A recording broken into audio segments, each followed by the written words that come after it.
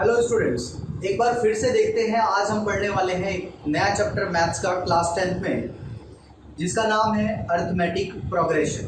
ठीक है, हिंदी में बोलते हैं इसको समांतर श्रेणी। हम जानते हैं आपके एग्जाम पॉइंट ऑफ व्यू से ये चैप्टर बहुत ही ज़्यादा इंपॉर्टेंट है और बहुत प्यारा चैप्टर है, बहुत इंपॉर्टेंट और बहुत अच्छा चैप्टर है। तो इसके बेसिक कॉन्सेप्ट को पहले जानेंगे, उसके बाद फिर हम इसके क्वेश्चंस को करेंगे, फिर एक्स्ट्रा क्वेश्चंस को करेंगे, फिर एग्जाम्पलर्स देखेंगे। तो चलिए स्टार्ट करते हैं। सबसे पहले हम बात करते हैं कि अरिथमेटिक प्रोग्रेशन क्या होता है। चलिए स्टार्ट करते हैं। अरिथमेटिक प्रोग्रेशन क्या होता है? अगर मैं अरिथमेटिक प्रोग्रेशन की बात करूं, एक ऐसी सीरीज होती है, नंबर की एक ऐसी सीरीज होती है जो एक फिक्स्ड नंबर के साथ वो बढ़ती रहती है। ठीक है, जैसे मैं आपसे बात करता हूं कि अरिथमेटिक प्रोग्रेशन में अरिथमेटिक जिसको हम बोलते हैं एपी, क्या होता है ये एपी क्या होता है? इस एपी को समझना बहुत ज़रूरी हो जाता है आप सबके लिए। अरिथमेटिक प्रोग्रेशन क्या होता है, समांतर श्रेणी क्या होता है, इसको जानना बहुत ही बेहद ज़रूरी है। जैसे मैंने कह दिया कि एक ऐसी नंबर की एक ऐसी सीरीज होगी, जैसे मैंने बोल दिया भाई 2 4 6 8 10 12 14। ठीक है, ये एक सीरीज में बढ़ रही है। ठीक है, मैंने बोल दिया भाई -1 -3 -5 -7 -9 -11। ये भी क्या है? एक अरिथमेटिक सीरीज है। अगर आप देखें तो इनके बीच में कितना हो रहा है? -2 -2 -2 -2 की फॉर्म में ये इंक्रीज हो रहा है, राइट, डिक्रीज हो रहा है। अगर मैं एक और सीरीज ले लेता हूँ, ये एग्जांपल नंबर 1 था, ये 2 था, एक और एग्जांपल ले लेता हूँ। जैसे मैंने कह दिया 7 5 3 1 -1 -3 -5 -7। ये भी क्या है? एक सीरीज है। अब ये चीज सोचकर आप कंफ्यूज हो रहे होंगे कि मैंने कहीं से भी स्टार्ट कर दिया, कोई सा भी नंबर ले लिया, एक पॉजिटिव था, एक नेगेटिव था, एक पॉजिटिव से स्टार्ट होकर नेगेटिव में चला गया। तो आप इस चीज को समझें, इस चीज को जानें कि जो अरिथमेटिक प्रोग्रेशन होता है, इस अरिथमेटिक प्रोग्रेशन में एक बहुत ही बेहद खास बात होती है कि ये सीरीज कहीं से भी स्टार्ट हो सकती है। वो पॉजिटिव भी हो सकती है, वो नेगेटिव भी हो सकती है, वो जीरो से भी स्टार्ट हो सकती है, वो इंक्रीज भी हो सकती है, वो डिक्रीजिंग भी हो सकती है। तो ये जानना बहुत ज़रूरी है। इसकी खास पहचान होती है कि अरिथमेटिक प्रोग्रेशन की बात करूँ, इनके बीच का जो डिफरेंस है, अगर इनके बीच का डिफरेंस देखें तो इनके बीच में, सबके बीच में कितना इंक्रीज हो रहा है? 2 इंक्रीज हो रहा है। मैं एक और सीरीज ले लेता हूँ, सीरीज नंबर 1 ले लिया, 4 ले लिया, ठीक है, 7 हो गया, उसके बाद 10 हो गया, ऐसे ऐसे बढ़ता जाएगा। आप ये ना सोचें कि यहाँ पर सबके बीच में 2 प्लस का या माइनस का हो सकता है, गैप कुछ भी हो सकता है, लेकिन जो इनका गैप होगा वो बिल्कुल इक्वल होगा। और उस गैप को हम एक नाम से जानते हैं जिसको बोलते हैं डिफरेंस, कॉमन डिफरेंस। क्या बोलते हैं? Common difference. ठीक है, इस कॉमन डिफरेंस को हम बोलते हैं डी से रिप्रेजेंट करते हैं। किससे रिप्रेजेंट करेंगे? डी से रिप्रेजेंट करेंगे। ये एक ऐसी सीरीज है, इस सीरीज में सबसे पहले जो पहला जो नंबर होता है उसको हम बोलते हैं ए, जिसको हम किससे रिप्रेजेंट करते हैं? ए। ए मीन्स हो गया फर्स्ट टर्म। क्या हो गया? First term. ठीक है, ए से रिप्रेजेंट करते हैं। इसके बाद ये जो बढ़ रहा है, ये बढ़ रहा है, ये बढ़ रहा है, ये बढ़ रहा है, इनके बीच की जो वैल्यू होती है, जो निकल कर आता है, और सबके बीच में वैल्यू जो निकल कर आएगी वो बिल्कुल कॉमन डिफरेंस रहेगी, वो सब में समान रहेगी, इसीलिए उसको हम बोलते हैं डी। उसको हम डी से रिप्रेजेंट करेंगे। ये बात क्लियर है? आई होप आपको ये क्लियर हो गया होगा। चलिए आगे देखें। कॉमन डिफरेंस से पहले हम बात करते हैं अरिथमेटिक प्रोग्रेशन की एक डेफिनेशन। अरिथमेटिक प्रोग्रेशन क्या होता है? जैसे कि आपको स्क्रीन पर दिख रहा है कि अरिथमेटिक प्रोग्रेशन क्या होता है, उसको समझे। उसमें कह रहा है कि an arithmetic progression is a list of numbers in which each term is obtained by adding a fixed number to the preceding terms except the first term। कहने का क्या मतलब है कि जैसे मैंने कोई सा भी नंबर ले लिया, मैंने स्टार्ट कर लिया 9 से, 9 ले लिया, फिर 12 हो गया, फिर 15 हो गया, फिर 18 हो गया, सो ये नंबर बढ़ रहा है। इसमें बोला है कि अर्थमेटिक प्रोग्रेशन एक ऐसी नंबर का लिस्ट होता है, एक ऐसे सीरीज होता है जिसमें एक फिक्स्ड नंबर के साथ इसको बढ़ाया जाता है या फिर घटाया जा सकता है, लेकिन पिछले नंबर में, कहने का मतलब है कि वो जो नंबर ऐड होगा वो पिछले नंबर में एक फिक्स नंबर के साथ ऐड होगा। जैसे पहला नंबर क्या था, पहला टर्म था ए को हम क्या बोलेंगे, ए को बोलते हैं फर्स्ट टर्म, ठीक है। इसको हम फर्स्ट टर्म के नाम से जानते हैं, हिंदी में बोलते हैं पहला पद, पहला पद। बात क्लियर? ए से हम इसको रिप्रेजेंट करते हैं। तो पहले नंबर के अंदर अगर आप देखें तो कितना इंक्रीज हुआ भाई, +3 इंक्रीज हुआ। इस नंबर में भी कितना इंक्रीज हुआ, +3 हुआ। इस नंबर में भी कितना इंक्रीज हुआ, +3 इंक्रीज हुआ। तो ये नंबर सीरीज की एक खास बात है कि उसमें हमेशा एक फिक्स नंबर के साथ वो या तो इंक्रीज होगा या फिर वो डिक्रीज होगा। क्लियर? तो जो ये फिक्स नंबर के साथ इंक्रीज या डिक्रीज होता है उसको हम बोलते हैं कॉमन डिफरेंस। क्या बोलते हैं? कॉमन डिफरेंस के नाम से जाना जाता है, जिसको हम बोलते हैं डी से रिप्रेजेंट करते हैं, स्मॉल डी से रिप्रेजेंट कर सकते हैं आप, और इसको हम बोलते हैं डिफरेंस। ठीक है, इसको हम क्या बोलेंगे, डिफरेंस बोलते हैं। और इसको हिंदी में बोलते हैं हम सार्व अंतर, सार्व अंतर। क्लियर? ऐसे ही सीरीज बढ़ती रहती है। इस सीरीज का जो लास्ट टर्म होगा, कहीं ना कहीं ये बढ़ता रहेगा, बढ़ता रहेगा, बढ़ता रहेगा। अच्छा, डी कैसे निकालते हैं, एक बात की खास बात को आप समझें। डी निकालने के लिए क्या करना होगा, आपको इस वाले टर्म में से ये माइनस करना है, इस वाले टर्म में से इसको माइनस करना है, इस वाले टर्म में से इसको माइनस करना है। इसका मतलब है कि आपको अगले टर्म में से प्रीसीडिंग टर्म्स को माइनस करना है, पीछे वाले टर्म्स को माइनस करना है। जिसका मतलब है कि 12 में से मैंने 9 घटा दिया, कितना आ गया मेरा, 3 आ गया। ठीक है, इसी तरीके से मैंने 15 में से 9 घटा दिया, 15 में से मैंने 12 घटा दिया, कितना आ गया मेरा, 3 आ गया। ठीक है, तो ये कॉमन डिफरेंस निकालने का तरीका होता है। अच्छा, कॉमन डिफरेंस कुछ भी हो सकता है। अगर मैं कॉमन डिफरेंस की बात करूं, common difference can be positive, can be negative and also can be zero. Clear है? तो इसका मतलब है कि ये तीनों हो सकते हैं, ये पॉजिटिव भी हो सकता है, ये नेगेटिव भी हो सकता है और ये जीरो भी हो सकता है। ये बात आपको ध्यान रखना कि हो सकता है कि ये पॉजिटिव इंक्रीजमेंट हो, ये नेगेटिव इंक्रीजमेंट हो सकती है, डिक्रीज हो सकती है, या फिर ये कुछ भी ना बढ़े। जैसे मैंने बोल दिया 9, फिर अगला भी 9, अगला भी 9, अगला भी 9, अगला भी 9। ये क्या है, एक ये भी तो एक एपी है। इसमें बल्कि अगर मैं सीरीज की बात करूं, इसमें जो कॉमन डिफरेंस है वो क्या है, 0 है। क्लियर?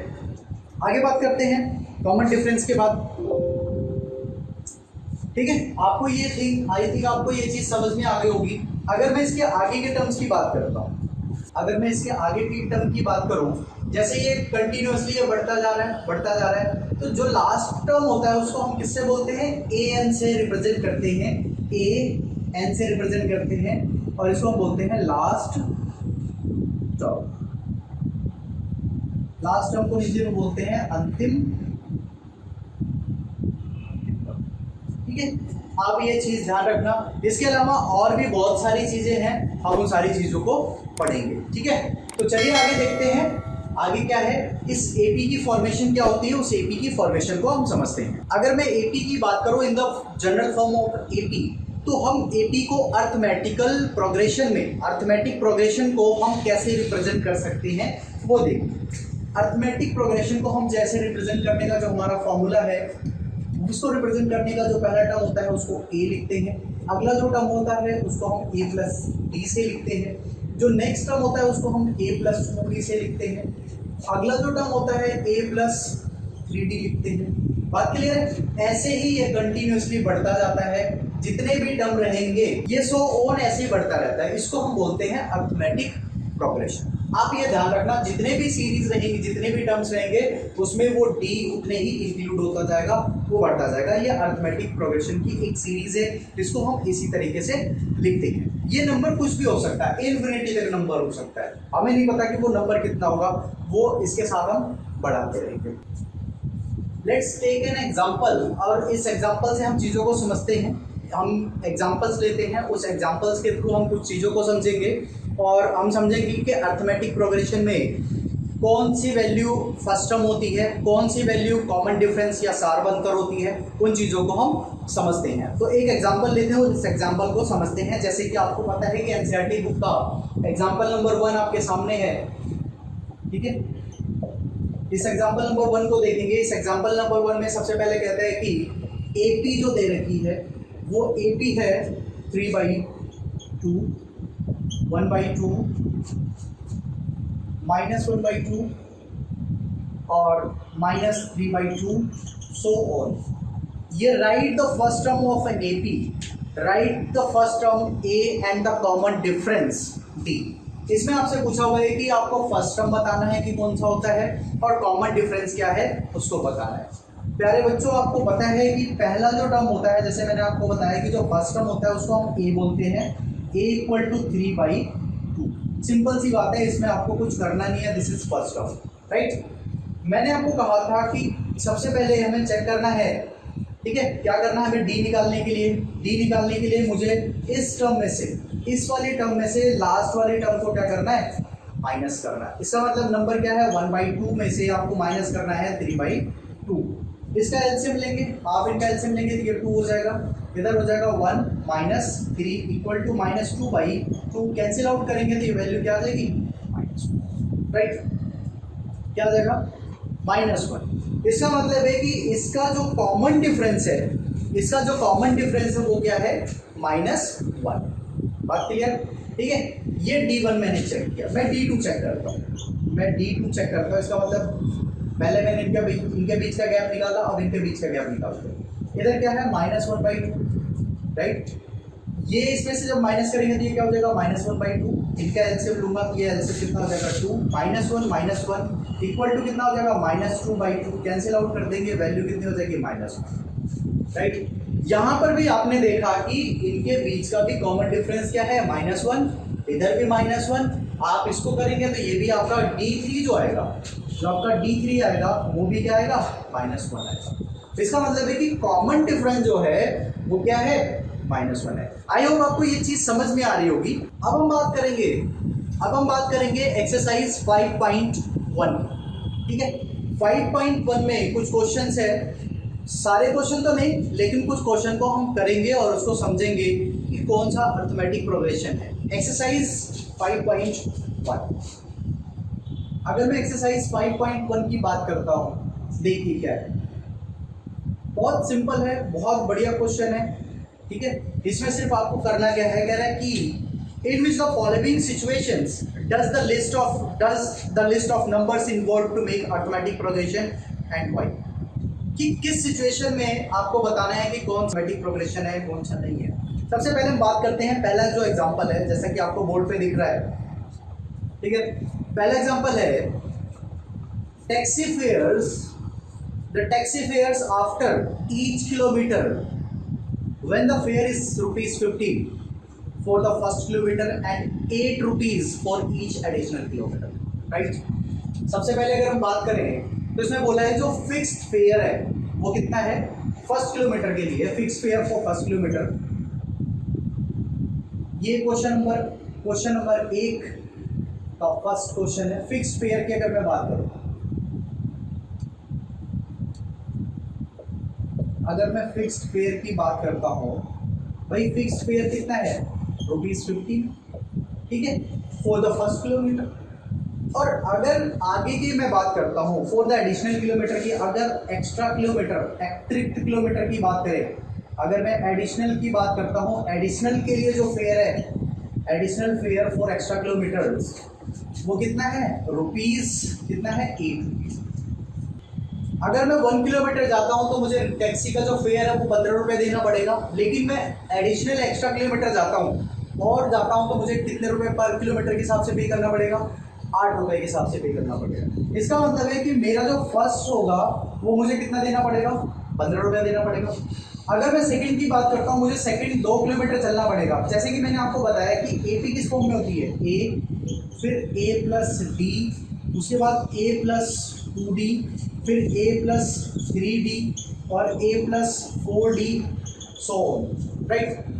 अगर मैं फर्स्ट किलोमीटर जाता हूँ तो मुझे 15 रुपीज़ देना पड़ता है, और अगर मैं अगले किलोमीटर जाता हूँ, इसका मतलब डिफरेंस कितना हो रहा है हर किलोमीटर पे, सिर्फ 8 रुपए का। कॉमन डिफरेंस कितना है 8 रुपए, क्योंकि ये फिक्स्ड है, राइट। तो इसका मतलब है मुझे नेक्स्ट किलोमीटर के लिए कितना जाना पड़ेगा, 15 + 8, कितना हो जाएगा ये 23। नेक्स्ट अगर एक और एक्स्ट्रा किलोमीटर जाता हूँ, इसका मतलब है कि पहले किलोमीटर गया, दूसरे किलोमीटर गया, एक और एक्स्ट्रा किलोमीटर गया, ठीक है। तो 23 + 8, राइट। एक और किलोमीटर जाऊंगा, तो अगर एक और किलोमीटर जाऊंगा तो मुझे कितना देना पड़ेगा भाई, 31 + 8। बात क्लियर है, चीजें समझ में आ रही है, ठीक है। तो इसकी खास बात यही है कि ये एक फिक्स्ड रेट के हिसाब से बढ़ रहा है। जैसे कि ये हो गया, पहले 15 था, उसके बाद ये कितना हो गया 23 हो गया, उसके बाद ये कितना हो गया 31 हो गया, उसके बाद कितना हो गया 39 हो गया, सो और बढ़ता जाएगा। तो क्या ये अर्थमेटिक प्रोग्रेशन है? बिल्कुल अर्थमेटिक प्रोग्रेशन, क्योंकि ये फिक्स्ड रेट के साथ बढ़ रहा है। हम बोल सकते हैं कि हाँ ये अर्थमेटिक प्रोग्रेशन है। बिल्कुल, आई होप आपको ये चीज़ क्लियर हो रही होगी, समझ में आ रही होगी कि अर्थमेटिक प्रोग्रेशन क्या होता है एक्चुअल में। अर्थमेटिक प्रोग्रेशन वही होता है, एक ऐसी नंबर सीरीज होती है जिसमें या तो वो नंबर इंक्रीज होगा या वो नंबर डिक्रीज होगा, लेकिन एक फिक्स नंबर के साथ इंक्रीज या डिक्रीज होगा। क्लियर है? चलें आगे चलते हैं, आगे देखते हैं कि क्या है। ठीक है भाई, पहला क्वेश्चन ये था। सेकंड क्वेश्चन में भी अगर आप देखोगे, फर्स्ट के सेकंड क्वेश्चन की बात करता हूँ। क्वेश्चन नंबर सेकंड जो है, क्वेश्चन नंबर सेकंड की को समझिए क्या कह रहा है। The amount of air present in cylinder, एक सिलेंडर में कुछ एयर है, when the vacuum pump removes 1/4 of the remaining cylinder, 1/4 of the air remaining in the cylinder at a time. ठीक है, एक टाइम में सिलेंडर के अंदर जितना एयर है उसको क्या कर दिया वैक्यूम पंप ने, उसको प्रेशर आउट कर दिया, मतलब बाहर निकाल दिया। कितना निकालता है? एक बार में वो 1/4 एयर बाहर निकालता है। लेट कर लिया, मैंने लेट कर लिया, मैंने मान लिया भाई एयर कितना था, let air in the cylinder, let air in the cylinder, in the cylinder, कुछ भी मान लिया। मैंने लेट कर लिया भाई 100 था, 100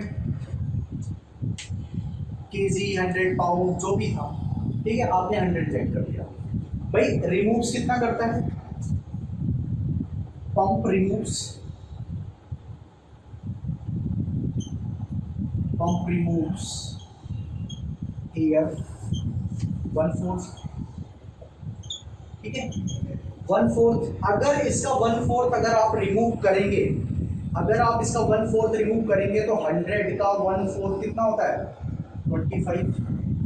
25 रिमूव हो गया, राइट। तो रिमेनिंग कितना बचा? अगर मैं रिमेनिंग की बात करूं, remaining air in the cylinder,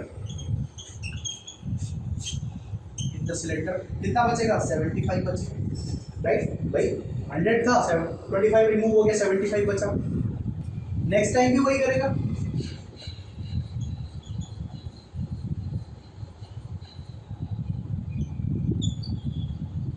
removes air 1/4। ठीक है, अगर 1/4 रिमूव करेगा, किसका रिमूव करेगा? रिमेनिंग का। रिमेनिंग कितना है? 75। तो 75 का 1/4 कितना हो जाएगा? 75 का अगर आप 1/4 निकालेंगे तो ये लगभग पॉइंट में आएगा, और पॉइंट में कितना आएगा?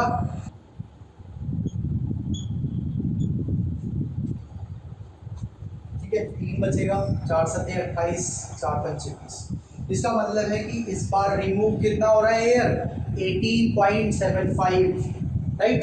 पहले कितना रिमूव हो रहा था? 25। अब कितना रिमूव हो रहा है? कितना रिमूव हो रहा है? तो रिमेनिंग जो भी बचेगा, इसका मतलब है कि हर बार जो एयर रिमूव हो रहा है उस सिलेंडर से, वो इक्वल क्वांटिटी में नहीं हो रहा। इसका मतलब है कि अगर इक्वल क्वांटिटी में नहीं हो रहा तो क्या ये अर्थमेटिक प्रोग्रेशन होगा? नहीं होगा। मेन चीज है अर्थमेटिक प्रोग्रेशन में आपको कॉमन डिफरेंस चेक करना है। अगर कॉमन डिफरेंस सेम है तो इसका मतलब अर्थमेटिक प्रोग्रेशन हो सकता है, ठीक है, और होगा ही। नहीं है कॉमन डिफरेंस सेम, इसका मतलब अर्थमेटिक प्रोग्रेशन नहीं है। All clear? नेक्स्ट क्वेश्चन पे अगर आप करना चाहो तो नेक्स्ट क्वेश्चन आप कर सकते हो। थर्ड और फोर्थ क्वेश्चन को आप ट्राई कर सकते हैं। उसके बाद हम क्वेश्चन नंबर चलते हैं सेकंड पर। क्वेश्चन नंबर सेकंड क्या है?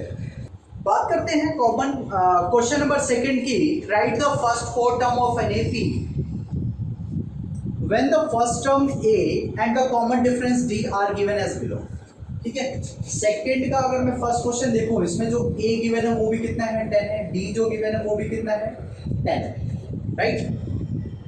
आपको बोला इसमें फर्स्ट फोर टर्म लिखना है। मैंने आपको क्या बताया, एपी किस फॉर्म में होती है, एपी किस फॉर्म में होती है, ए प्लस डी, ए प्लस 2d और ए प्लस 3d, राइट। इस फॉर्म में होती है, फर्स्ट वैल्यू पुट करनी है।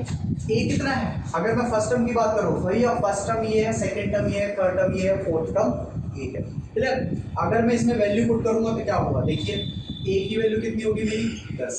मैं सेकंड टर्म की बात करता हूँ, मेरा सेकंड टर्म ये है, सेकंड टर्म में A plus D means 10 plus 10 equal to कितना हो जाएगा 20। थर्ड टर्म की मैं बात करता हूँ, थर्ड टर्म की बात करता हूँ, A plus 2d 10 plus 2 into 10, right, कितना हो जाएगा 30। इधर मैं पुट करूँगा ए प्लस 3d, वैल्यू कितनी हो जाएगी 10 प्लस 3 इंटू में 10, ये हो जाएगा 30 प्लस 40। इसका मतलब है कि first four terms of an AP are 10, 20, 30, 40। Simple, बहुत ही सिंपल है। अगर आप देखें तो भैया पहले 10 था, कॉमन डिफरेंस 10 10 10 10 10 बढ़ता जा रहा है, इसका मतलब वो 10 हर बार ऐड होता जा रहा है। सिंपल सी बात है, पहले 10 था, अगली बार 10 ऐड हो गया, 20 हो गया, अगली बार 10 ऐड हो गया, 30 हो गया, अगली बार 10 ऐड हो गया, 40 हो गया। ये तो arithmetic progression, simple, very simple. Question ऐसे और है, क्वेश्चन और देखते हैं हम। क्वेश्चन नंबर सेकंड ले लेते हैं, इसी का सेकंड पार्ट। आई होप आपने नोट कर लिया होगा। भाई चैनल को सब्सक्राइब कर लो और बेल आइकन जरूर दबा लो ताकि नोटिफिकेशन आपको मिलती रहे मेरी वीडियोस की। और अगर आपको बहुत अच्छी वीडियोस अच्छी लगती है तो लाइक जरूर करें और अपने दोस्तों को भी बताएं, शेयर भी करें, ठीक है। चलिए अगले क्वेश्चन पे चलते हैं। अगला क्वेश्चन जो है वो क्वेश्चन नंबर सेकंड है। क्वेश्चन नंबर सेकंड में देखिए क्या कहता है कि जो ए की वैल्यू है, ए कितना है, ए की वैल्यू की अगर मैं बात करूं वो है -2, राइट। डी की बात करता हूं, डी कितना है 0, ठीक है। इट्स अ वेरी सिंपल कि अगर डी 0 है तो वैल्यू क्या हो जाएगी 0 0 0। क्या अगर डी की वैल्यू 0 है तो इंक्रीज क्या होगी, कुछ भी इंक्रीज नहीं होने वाली। इसका मतलब है कि सारी टर्म्स क्या रहेंगी, वो -2 ही रहेंगी। देखिए कैसे, ए की वैल्यू ए प्लस डी, ए प्लस 2d, ए प्लस 3d, क्लियर है।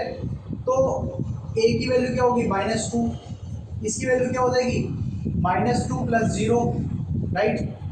इसकी वैल्यू क्या हो जाएगी -2 प्लस 2 इंटू 0, इसकी वैल्यू क्या हो जाएगी -2 प्लस 3 इंटू 0, राइट। ये वैल्यू हो गई -2, ये वैल्यू हो गई -2, ये वाली वैल्यू 0 प्लस -2, ये वाली वैल्यू 0 प्लस -2, तो वैल्यू क्या हो जाएगी। अगर मैं first four terms of an AP की बात करता हूं तो ये हमेशा इक्वल रहेगी। मैंने कहा था कि भैया जो डी होता है वो 0 भी हो सकता है, नेगेटिव भी हो सकता है, पॉजिटिव भी हो सकता है। यहाँ पर 0 गिवन था, जब 0 गिवन है तो नंबर ना तो बढ़ेगा ना घटेगा, वो एज इट इज रहेगा नंबर, ठीक है। तो इसका मतलब है कि ये आपका एपी के फर्स्ट फोर टर्म्स हो गए, क्लियर। ऐसे ही बाकी बचे हुए क्वेश्चन है, आप उनको ट्राई कर सकते हो, आप उनको ट्राई करोगे। अगर नहीं आता तो आप मुझे कमेंट करके बताइए, मैं उन क्वेश्चंस को भी आपको करा सकता हूँ, राइट। अगले क्वेश्चन पे चलते हैं। क्वेश्चन नंबर जो थर्ड है, क्वेश्चन नंबर थर्ड को देखते हैं। क्वेश्चन नंबर थर्ड क्या कहता है, बात करते हैं question number third. Question number third में कह रहे हैं कि the following for the following APs right the first term and the common difference. It's very simple. आपसे कह रहे हैं कि भैया आपको क्या बताना है, इसके अंदर आपको first term and common difference बताना है, ए बताना है, पहला पद और सार्व अंतर बताना है, राइट। अगर आपको पहला पद और सार्व अंतर बताना है तो ये तो बहुत ही सिंपल है। अगर मैं पहले क्वेश्चन की बात करता हूँ, पहला जो क्वेश्चन है वो है 3 1 -1 -3, राइट। इसको सॉल्व करते हैं। ए बताना है, ए की वैल्यू फर्स्ट टर्म बताना है आपको। फर्स्ट टर्म क्या हो गया 3, राइट। उसके बाद बात करता है कॉमन डिफरेंस की, और मैंने आपको बताया था कॉमन डिफरेंस डी निकालना बताया था। मैंने कहा था कि इस टर्म में से मुझे ये टर्म माइनस करना है, प्रीसीडिंग टर्म माइनस करना है, 1 माइनस 3, वैल्यू क्या आ जाएगी -1। वेरी सिंपल, ये D1 है। आप दूसरा भी चेक कर सकते हो, D2 चेक करना चाहो तो D2 चेक कर सकते हो। -1 में से आप -1 अगेन करोगे, इस -1 में से इसको माइनस करोगे तो वैल्यू क्या देगी -1। वेरी सिंपल, इस वजह से भी माइनस करोगे तब भी वही वैल्यू आने वाली है। इसका मतलब है कि इसमें आपको सिर्फ क्या बताना है, first term and common difference बताना है। आई होप आपको ये चीज़ क्लियर हो रही होगी और बहुत अच्छा लग रहा होगा। अगर आप बाकी क्वेश्चंस करना चाहो तो बाकी क्वेश्चंस को भी आप कर सकते हो, ठीक है।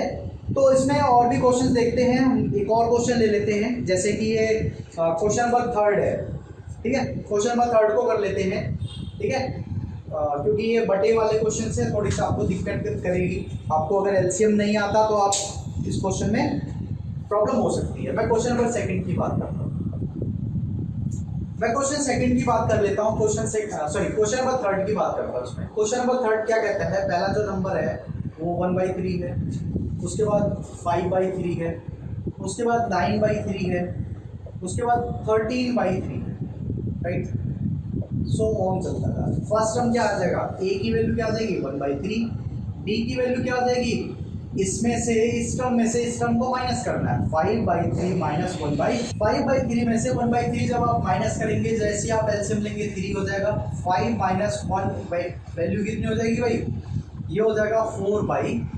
इसका मतलब है कि कॉमन डिफरेंस जो आ गया वो कितना है 4/3। क्लियर है, ये चीज़ आपको समझ में आ रही होगी, बहुत सिंपल है। अगर आप दूसरे क्वेश्चन को भी करना, ये D1 निकाला मैंने, D2 भी आप निकाल सकते हो। D2 निकालोगे तो क्या आ जाएगा 9/3 माइनस 5/3, ठीक है। एलसीएम लोगे तो एलसीएम कितना हो जाएगा 3, और इधर आ जाएगा 9, इधर आ जाएगा 5, वैल्यू कितनी आ जाएगी 4/4, ठीक है। तो ये है कॉमन डिफरेंस। आप ऐसे ही बाकी क्वेश्चंस को भी ट्राई करिए, ठीक है। बाकी क्वेश्चंस को भी आप कर सकते हैं, ठीक है। क्वेश्चन नंबर 4 लेते हैं। क्वेश्चन नंबर 4 में देखते हैं कि क्वेश्चन नंबर 4 क्या है। चलिए स्टार्ट करते हैं।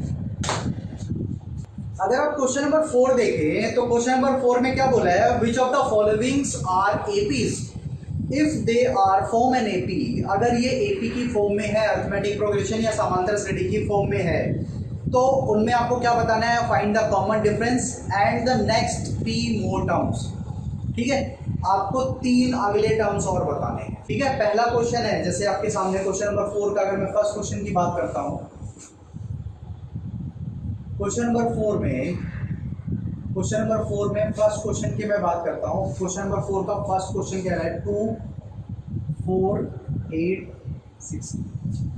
एपी चेक करने के लिए मैंने आपको कहा था कि एपी पता करने के लिए कि वो एपी की फॉर्म में है या नहीं है, आपको क्या चेक करना है, कॉमन डिफरेंस। अगर कॉमन डिफरेंस बराबर है सभी के बीच में तो वो एपी है, चेक करते हैं। D1 चेक करते हैं। अगर मैं D1 चेक करता हूँ, 4 में से मैं क्या माइनस करूँगा, 4 में से 2 माइनस करूँगा, वैल्यू मेरी 2 आ गई। 8 में से D2 चेक करते हैं, D2 की वैल्यू क्या होगी, 8 में से मैं 4 माइनस करता हूँ, मेरी वैल्यू कितनी आ गई 4, ठीक है। D3 चेक करता हूँ, 16 में से मैं 8 घटाऊंगा तो मेरी वैल्यू कितनी हो गई 8, ठीक है। क्या common difference are same, no, ठीक है। Therefore this is not an in the form of AP.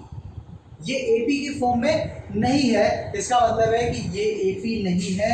तो इसका मतलब है कि क्या आप इसको, इसके अगले टर्म्स निकाल सकते हो, नहीं निकाल सकते। अगर आप देखें तो ये जीपी की फॉर्म में है, जीपी आपको नहीं पता, शायद आप देखेंगे बाद में, ठीक है। नेक्स्ट क्वेश्चन देखते हैं, इसका सेकंड पार्ट देखते हैं। इसका सेकंड पार्ट कहता है 2 5/2 3, उसके बाद 7/2, ठीक है। डी चेक करने के लिए पहले हम D1 चेक करेंगे। D1 चेक करने के लिए क्या करना पड़ेगा, इस टर्म में से इसको माइनस करना है। 5/2 में से आपको 2 माइनस करना है, एलसीएम लेंगे तो वैल्यू कितनी आ जाएगी 2, इधर कितना हो जाएगा 5, इधर कितना हो जाएगा 4, 1/2, राइट। इन दोनों का एलसीएम लिया, 2 आ गया, क्रॉस मल्टीप्लाई करो, क्लियर। मैं D2 निकालता हूँ। D2 निकालने के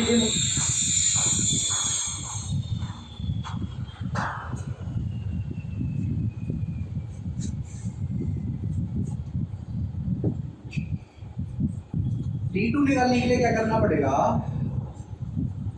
इस वाले टर्म में से इसको माइनस करना पड़ेगा। 3 माइनस 5/2 एलसीएम है। जब इनका एलसीएम लूंगा तो ये वैल्यू कितनी हो जाएगी 2, इधर से क्रॉस मल्टीप्लाई कर लेंगे तो ये हो जाएगा 6 माइनस 5, वैल्यू कितनी आ गई 1/2। इसका मतलब है कि यहाँ पर भी डिफरेंस सेम है। अगले टर्म में डिफरेंस चेक कर देते हैं, D3 चेक कर देते हैं।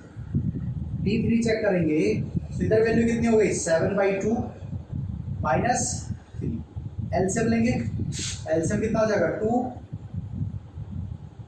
इधर हो जाएगा 7 माइनस 6, वैल्यू कितनी आ गई 1/2। यस, अगर आप देखें तो इन दोनों क्वेश्चंस के अंदर, सॉरी इस क्वेश्चन के अंदर अरिथमेटिक प्रोग्रेशन में जो D है कॉमन डिफरेंस है, सारवंतर है, वो दोनों सभी जगहों पर सेम आ रहा है।